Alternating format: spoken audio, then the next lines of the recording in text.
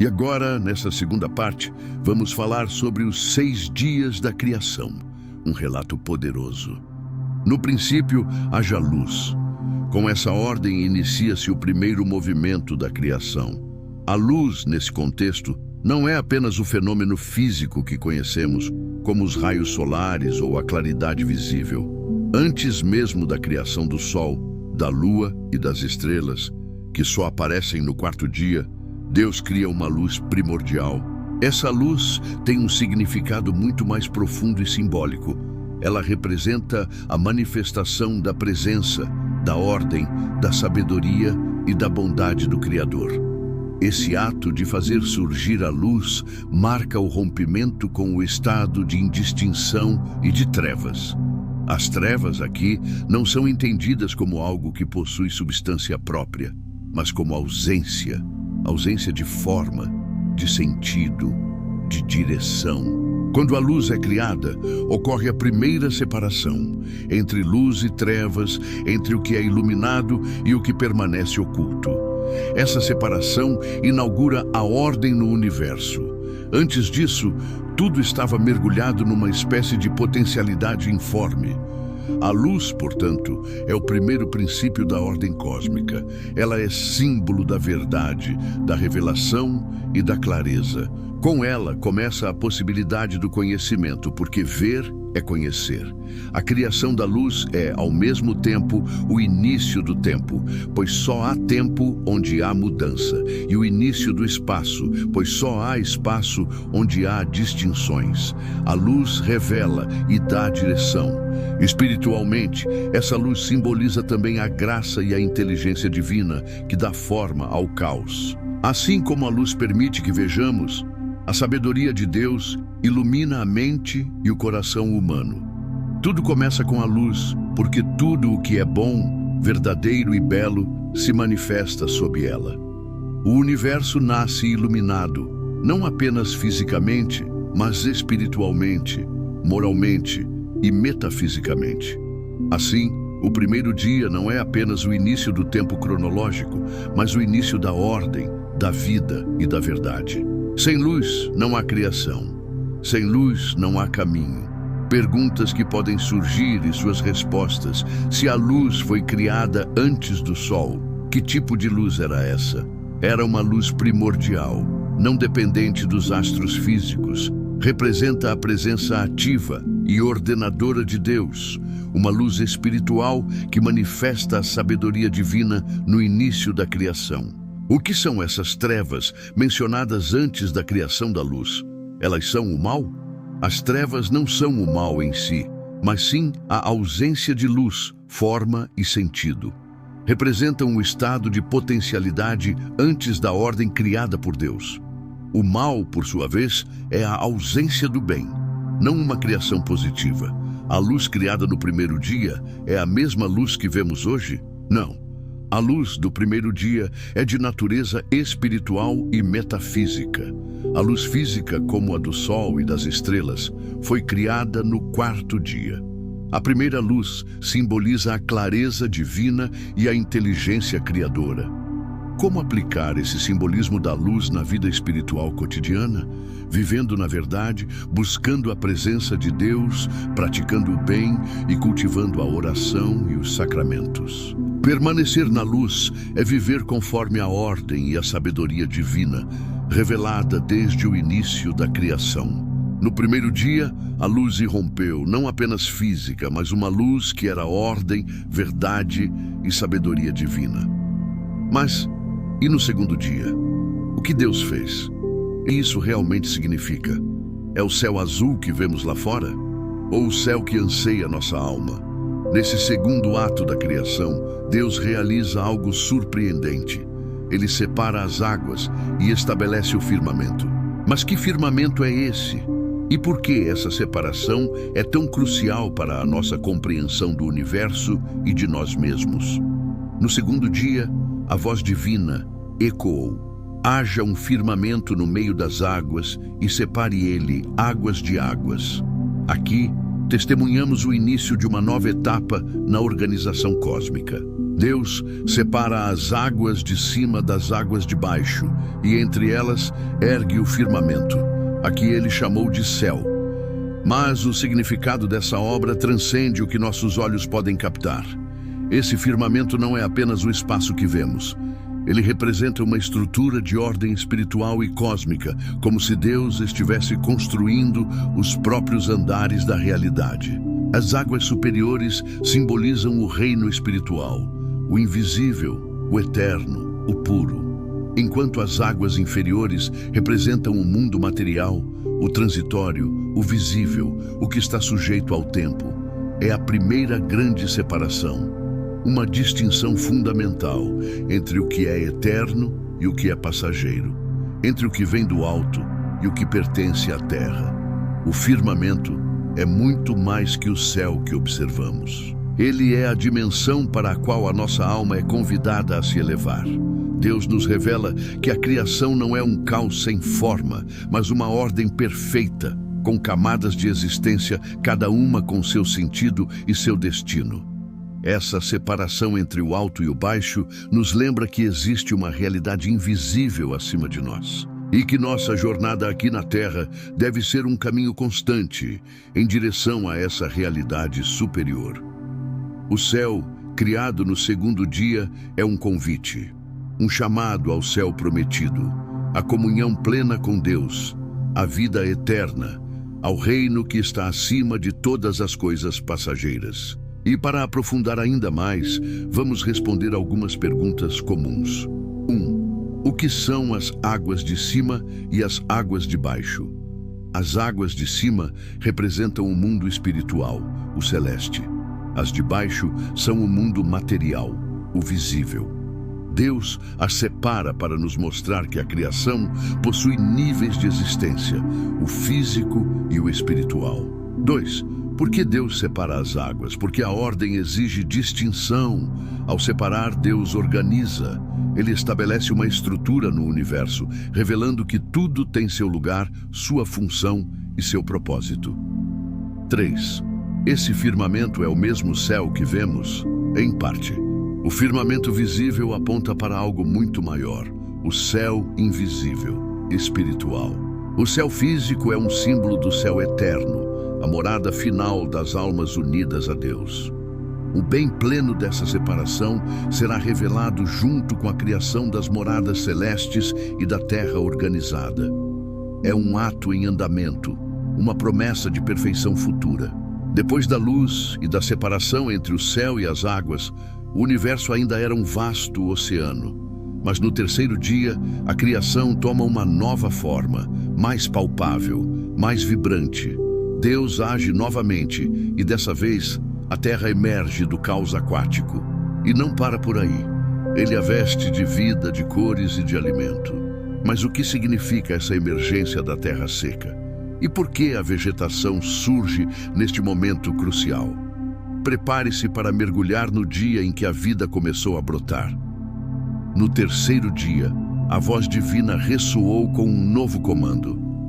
Ajuntem-se as águas debaixo dos céus num só lugar, e apareça a porção seca. As vastas águas se recolheram, revelando a terra firme, a que Deus chamou de terra, e ao ajuntamento das águas ele chamou de mares. E Deus viu que isso era bom. A ordem se aprofundava, e um palco sólido era preparado para a vida. Imediatamente, a mesma voz criadora ordenou: produza a terra erva verde, erva que dê semente, árvore frutífera que dê fruto segundo a sua espécie, cuja semente esteja nela sobre a terra. E a terra, obediente, irrompeu em vida. Gramados, ervas, árvores de todos os tipos, cada uma com sua semente, cada uma com seu fruto, enchendo a paisagem de verde, de aromas e de promessas. E Deus viu que isso também era bom. Essa é a manifestação da fertilidade divina, a generosidade que provê sustento e beleza. A terra, antes nua, agora é um jardim em potencial, pronta para abrigar e nutrir. O terceiro dia é o dia da manifestação, da concretização. A terra seca que emerge das águas simboliza a fundação, a base sólida sobre a qual a vida pode florescer. É o espaço onde o ser humano, mais tarde, irá habitar e trabalhar. E a vegetação, ela não é apenas alimento, é o símbolo da providência divina, da capacidade de gerar vida a partir da própria vida, da semente que contém em si o futuro. É a beleza que nutre a alma e o corpo. É o dia em que Deus estabelece a fecundidade e a abundância na criação. Ele nos mostra que mesmo em meio ao que parece vazio, há um potencial imenso para a vida e para o crescimento. A terra e a vegetação nos lembram da nossa própria capacidade de frutificar, de gerar coisas boas, de sermos produtivos e de cuidarmos do jardim que nos foi dado. É um convite à gratidão pela provisão e a responsabilidade pela criação. E para aprofundar ainda mais, vamos responder algumas perguntas comuns sobre o terceiro dia. 1. Qual a importância da aparição da terra seca? A terra seca é a base, o fundamento. Sem ela, não haveria lugar para a vida terrestre, para as plantas, animais e, finalmente, para o ser humano. Ela representa a estabilidade e o espaço para o desenvolvimento. 2. Por que a vegetação é criada neste dia, antes dos animais e do homem? A vegetação é a base da cadeia alimentar e a fonte de oxigênio. Deus a cria primeiro para preparar o ambiente, garantindo que haveria sustento e um ecossistema funcional para as formas de vida que viriam depois. É um ato de providência e planejamento. 3. Por que a frase "e Deus viu que era bom" é repetida 2 vezes no terceiro dia? Essa repetição enfatiza a perfeição e a satisfação divina com as 2 grandes obras deste dia. Primeiro, a separação das águas e a aparição da terra seca. E segundo, a criação de toda a vegetação. Ambas as etapas eram essenciais e perfeitas em si mesmas. E 4. O que significa espiritualmente "produza a terra erva verde, erva que dê semente"? Espiritualmente, isso fala da capacidade de gerar vida e de se reproduzir.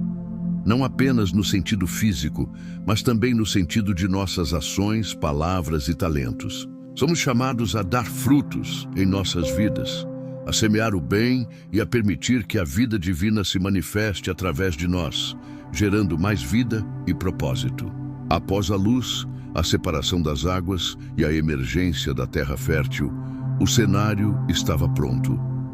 Mas faltava algo essencial para governar o tempo e iluminar o firmamento.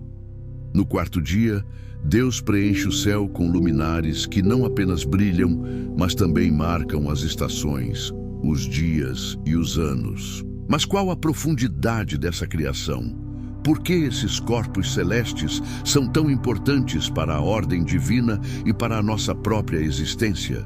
Prepare-se para entender o dia em que o tempo e a luz foram estabelecidos nos céus. No 4º dia, a voz divina proclamou: "Haja luminares no firmamento do céu para fazerem separação entre o dia e a noite, e sejam eles para sinais e para tempos determinados e para dias, e sirvam de luminares no firmamento do céu, para alumiar a terra." E assim foi. Deus fez os 2 grandes luminares, o luminar maior para governar o dia, o sol, e o luminar menor para governar a noite, a lua. E também fez as estrelas. E Deus os pôs no firmamento do céu para alumiar a terra, para governar o dia e a noite e para fazer separação entre a luz e as trevas. E Deus viu que isso era bom. Essa é a manifestação da ordem cósmica em sua plenitude. O sol, a lua e as estrelas não são apenas fontes de luz. Eles são marcadores do tempo, guias para a humanidade e testemunhas silenciosas da grandiosidade divina. Eles estabelecem um ritmo, uma cadência para a vida na Terra, permitindo a agricultura, a navegação e a própria contagem da história. O 4º dia nos revela a precisão e a funcionalidade do plano divino. Cada elemento da criação tem um propósito. uma função específica que contribui para a harmonia do todo. Os luminares nos céus são um lembrete constante da soberania de Deus sobre o tempo e o espaço, e de sua provisão contínua para a vida na Terra. Eles nos convidam a olhar para cima, a contemplar a vastidão do universo e a reconhecer a inteligência por trás de cada estrela, de cada ciclo lunar, de cada nascer e pôr do sol. É um convite à admiração e à reflexão sobre o nosso lugar nesse cosmos perfeitamente orquestrado. E para aprofundar ainda mais, vamos responder algumas perguntas comuns sobre o quarto dia. 1. Qual a principal função dos luminares criados no quarto dia? A principal função é dupla. Primeiro, separar o dia da noite e, segundo, servir como sinais para marcar tempos, estações, dias e anos. Eles estabelecem a ordem temporal e fornecem luz para a Terra. 2. Por que o Sol e a Lua são chamados de luminares e não por seus nomes específicos? No contexto bíblico, a linguagem é muitas vezes descritiva de função. Chamá-los de luminares enfatiza seu papel como fontes de luz e marcadores de tempo. 3. Se a luz foi criada no primeiro dia, por que o Sol só aparece no quarto? A luz do primeiro dia é a luz divina, a própria presença de Deus que dissipa as trevas e estabelece a ordem. Os luminares do quarto dia são as fontes físicas e organizadas dessa luz, criadas para um propósito específico de governar o tempo e iluminar o firmamento de forma contínua e sistemática para a Terra. 4. O que as estrelas representam espiritualmente? As estrelas, além de sua função prática de iluminação e marcação do tempo, frequentemente simbolizam a vastidão do poder de Deus, sua glória e a inumerável descendência prometida a Abraão. Elas nos lembram da grandeza divina e da nossa pequenez diante do universo, mas também da promessa e da esperança. Com a luz estabelecida, o céu e a terra formados e a vegetação cobrindo o solo, o palco estava montado para a explosão da vida em movimento. No quinto dia, a criação ganha novas dimensões, preenchendo os vastos espaços aquáticos e a imensidão dos céus. Deus age novamente, e dessa vez as águas e o ar se enchem de criaturas vivas, cada uma com sua beleza e propósito. Mas o que significa essa profusão de vida nos mares e nos céus? E por que a bênção da frutificação é tão proeminente neste dia? Prepare-se para mergulhar no dia em que a vida aquática e alada irrompeu na criação. No quinto dia, a voz divina ordenou: produzam as águas abundantemente répteis de alma vivente e voem as aves sobre a terra, no firmamento dos céus. E assim foi. Deus criou os grandes monstros marinhos e todos os seres viventes que rastejam, os quais as águas produziram abundantemente, conforme as suas espécies, e toda a ave de asas, conforme a sua espécie. E Deus viu que isso era bom. E Deus os abençoou, dizendo: frutificai e multiplicai-vos, e enchei as águas nos mares, e multipliquem-se as aves na terra. Essa é a manifestação da vida em sua diversidade e abundância. Os oceanos, antes vazios de vida complexa, agora pulsam com criaturas de todas as formas e tamanhos, desde os gigantescos monstros marinhos até os menores seres que nadam. E os céus, antes silenciosos, agora são cortados pelo voo gracioso de inúmeras aves, cada uma com seu canto e seu destino. A bênção da frutificação e multiplicação é central neste dia. Deus não apenas cria a vida, mas também lhe confere a capacidade de se perpetuar, de encher os ecossistemas e de garantir a continuidade da existência. É um testemunho da generosidade divina e do seu desejo de que a vida prospere e se espalhe. O quinto dia nos convida a contemplar a riqueza da biodiversidade e a maravilha da vida em suas formas mais livres e fluidas.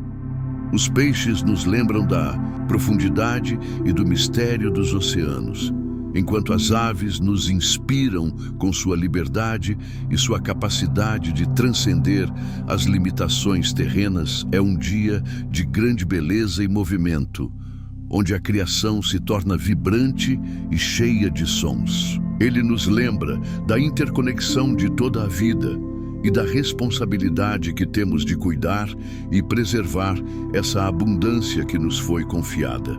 E para aprofundar ainda mais, vamos responder algumas perguntas comuns sobre o quinto dia. Por que a vida marinha e as aves são criadas juntas neste dia? Ambas as categorias de seres vivos habitam ambientes fluidos, água e ar, e representam a vida que se move livremente, preenchendo espaços que não são a terra firme. Isso demonstra a capacidade de Deus de preencher todos os ambientes criados. Convida. 2. Qual o significado da bênção frutificai e multiplicai-vos neste dia? Essa bênção é crucial porque garante a continuidade da vida.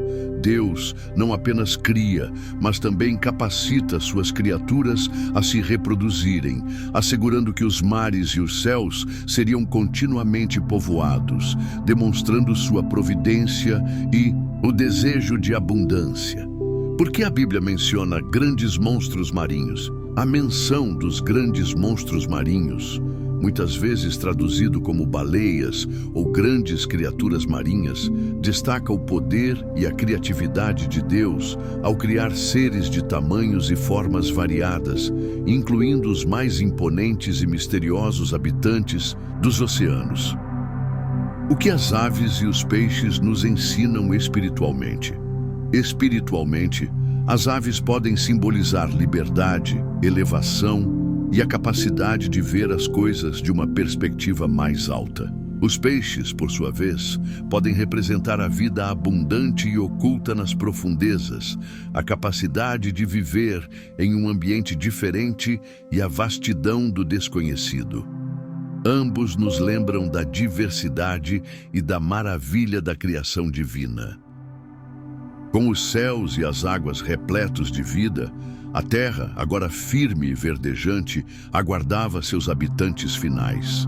No sexto dia, a criação atinge seu clímax, com a emergência das criaturas terrestres e, finalmente, a obra-prima divina, a humanidade. Deus age novamente, e dessa vez o solo ganha vida com animais de todas as espécies, e o próprio Criador se inclina para formar o ser à sua imagem e semelhança. Mas o que significa a criação do homem e da mulher à imagem de Deus? E qual a importância do domínio que lhes é conferido sobre toda a criação? Prepare-se para mergulhar no dia em que a vida terrestre e a própria humanidade foram formadas. No sexto dia, a voz divina ordenou: produza a terra seres viventes, conforme a sua espécie, animais de rebanho, animais rastejantes e animais selvagens, cada um conforme a sua espécie. E assim foi. Deus fez os animais selvagens conforme a sua espécie, os animais de rebanho conforme a sua espécie e todos os animais rastejantes da terra conforme a sua espécie. E Deus viu que isso era bom. A terra, antes apenas um palco, agora fervilhava com a vida de criaturas terrestres, cada uma adaptada ao seu ambiente, contribuindo para a riqueza e o equilíbrio do ecossistema. Mas a obra mais sublime ainda estava por vir. Então Deus disse: façamos o homem à nossa imagem, conforme a nossa semelhança. Domine ele sobre os peixes do mar, sobre as aves do céu, sobre os animais de rebanho, sobre toda a terra e sobre todos os animais que rastejam pela terra. Assim, Deus criou o homem à sua imagem, a imagem de Deus o criou. Homem e mulher os criou. E Deus os abençoou e lhes disse: sede férteis e multiplicai-vos, enchei e sujeitai a terra. Dominai sobre os peixes do mar, sobre as aves do céu e sobre todos os animais que rastejam pela terra. E Deus disse: eis que vos dou todas as plantas que produzem sementes e que estão sobre toda a terra, e todas as árvores que dão frutos, e com sementes. Elas vos servirão de alimento, e a todos os animais da terra, a todas as aves do céu e a todos os seres vivos que rastejam pela terra, dou toda a vegetação rasteira como alimento. E assim foi. E Deus viu tudo o que havia feito, e eis que era muito bom. Este é o ápice da criação, onde a humanidade é colocada como coroa da obra divina. Criados à imagem de Deus, o homem e a mulher recebem não apenas a vida, mas também a capacidade de refletir atributos divinos como a racionalidade, a moralidade, a criatividade e a capacidade de amar. O domínio que lhes é conferido não é de tirania, mas de mordomia responsável, de cuidado e gestão sobre a criação. O sexto dia nos revela o propósito final da criação, um mundo habitado por seres que podem se relacionar com o Criador e cuidar de sua obra. A provisão de alimento vegetal para todos os seres vivos demonstra a generosidade e a sustentabilidade do plano divino. É um dia de profunda significância, pois marca o momento em que a relação entre o Criador e a criatura atinge seu ponto mais íntimo, com a humanidade sendo chamada a ser coparticipante na manutenção e no florescimento do mundo. E para aprofundar ainda mais, vamos responder algumas perguntas comuns sobre o sexto dia, né?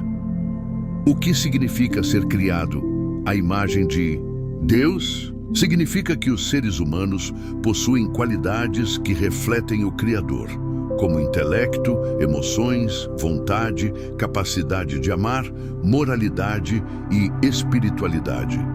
Não é uma semelhança física, mas sim de natureza e caráter, que nos distingue das demais criaturas. Qual o sentido do domínio dado à humanidade? O domínio não é uma licença para exploração irresponsável, mas sim uma responsabilidade de mordomia. Significa cuidar, cultivar e gerenciar a criação de Deus com sabedoria e amor, assegurando seu bem-estar e sustentabilidade como representantes do Criador na Terra. Por que Deus cria os animais terrestres antes do homem? Essa sequência mostra a preparação do ambiente. Primeiro, o habitat é formado, terra seca, vegetação, depois os animais que o habitariam, e só então o ser humano, que teria a responsabilidade de cuidar de tudo o que já havia sido criado. Por que a frase "e Deus viu que era muito bom" é usada apenas no final do sexto dia? Essa expressão final, muito bom, é um clímax. Ela abrange toda a criação até aquele ponto, mas especialmente a criação da humanidade, que é a coroa da obra. A presença do homem e da mulher, criados à imagem de Deus e com a capacidade de se relacionar com Ele, completa a perfeição da criação.